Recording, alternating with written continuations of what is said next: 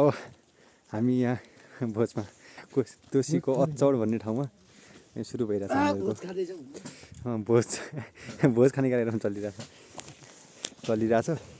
आगो सागो बाल्न सुरु गर्न लाग्छौँ अब यो टाइममा। अहिले चाहिँ बेलुकाको ट्याक्कै 5 बजेको छ। सुरु भयो गोविन्द सरकार। त्यसलाई यतै हालौ न दुई बनाएर चाहिँ हुँदैछ ल हाम्रो सुरु भइरहेछ अब यता आगो सागो बलिसक्यो। दाउराहरू आउँदैछन्। यति मासु घर ल्याएर आयौँ क्या हामीले पोलेर मात्रै खायो पकाएर खानु त्यो भयो क्या। सफा गर्नु मात्र भन्नु पखाल्नु पर्दैन। पखाल्नु नभन्नु यति सफा भन्नु है सुकाइदिन्छ नि भित्रबाट।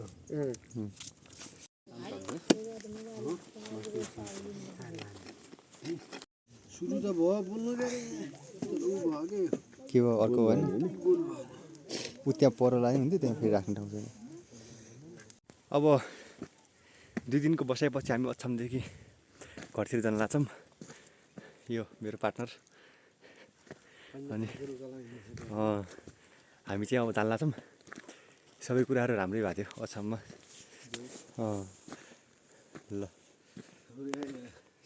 हाम्रो वाहन पछाडि छ है त देखाएँ मैले। हाम्रो वाहन हो यो नासोको स्वरूप सुन्तला प्याक गर्दैछन् यो कार्टुनमा तेलको कार्टुनमा। ल अब दैलेख पुगेपछि भेटौँ ल। यो बाटो अछामदेखि फर्किँदाखेरिको हो। अब योभन्दा त कस्तो बाटो थियो माथि यो हामीले टुनी बगरको छेउछेउतिर छौँ। बाटो जस खतरनाक छ। बाइक ल्याउनु पनि आएको छौँ। ट्रायलमा मैले 2 चोटि पास गर्नुपर्ने जस्तो छ। यो बाटोमा बाइक चलाउनुलाई ट्रायलमा 2 चोटि पास गर्नुपर्ने। एकचोटि पुग्दैन रहेछ। 2 चोटि पास गरेपछि मात्र होला जस्तो छ। भ्यू बन्यो चाहिँ कर्णाली नदी यो माथि ठुलो खालको आकाश हुन्छ। कर्णाली नदी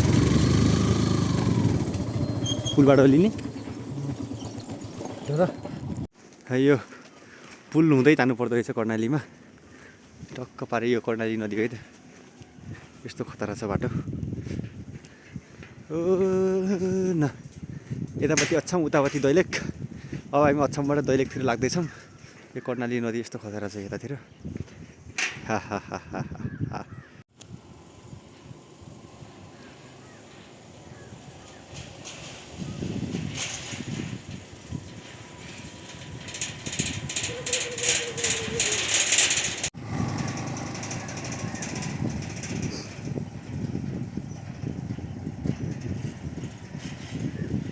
हाम्रो गइरहेछ अगाडि बाइक लगेर।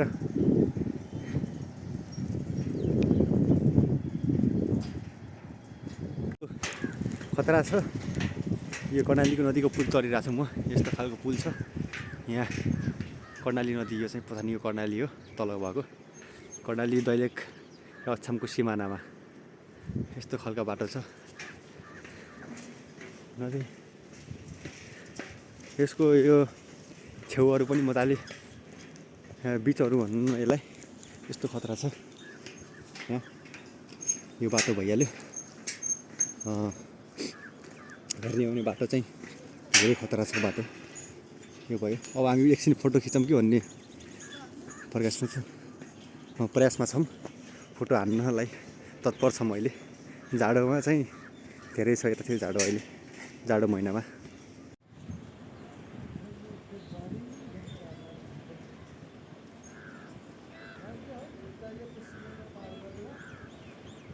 कर्णाली हातमार्गबाट हामी माथितिर लागेछौँ। आफ्नै टक्क पालिकामा छिरिहालियो। हाम्रो बाटो यस्तो खालको छ के अरे सुन्तलाले फेरि बिचमा हालिरहेको छ मान्छेहरूले बाटो।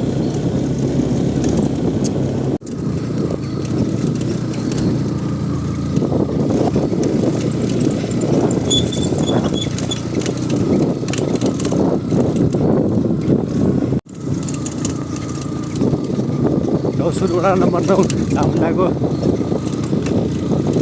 अछामदेखिको यात्रा 2 घन्टामा यता बाटो यस्तो छ के अरे पछि यो माथि हाम्रो डौसुर मावि वडा नम्बर 9 चामुण्डाको हामी पुग्ने चाहिँ वडा नम्बर 3 मा हो अहिले चाहिँ हामी वडा नम्बर 9 मा पुगेछौँ ठाउँ चाहिँ यस्तो राम्रो छ यो चाहिँ यहाँदेखि परसम्म बाइक स्ट्यान्डमा छ अहिले हाम्रो यो तल यो रामगढ खोला कर्णाली होइन रामगढ खोला यस्तो ठुलो छ हाम्रो रामगढ खोला यो चाहिँ हाम्रो माथि हाम्रो लगभग 1 नम्बरदेखि बग्छ भन्दा पनि हुन्छ यसलाई 1 नम्बर भन्दा पनि माथिबाट कालीकोटको माथि सिमानाबाट बग्छ यहाँ आउँछ यो चाहिँ हाम्रो 9 नम्बर वडा नम्बर 9 डौसुर भइहाल्यो त्यो उतापट्टि त्यो देखिरहेको स्कुल भयो अब हामी यहाँदेखि सुरु गर्न लाग्छौँ यात्रा अब हामी आधा 1 घन्टामा चाहिँ ठ्याक्कै चामुण्डामा पुग्छौँ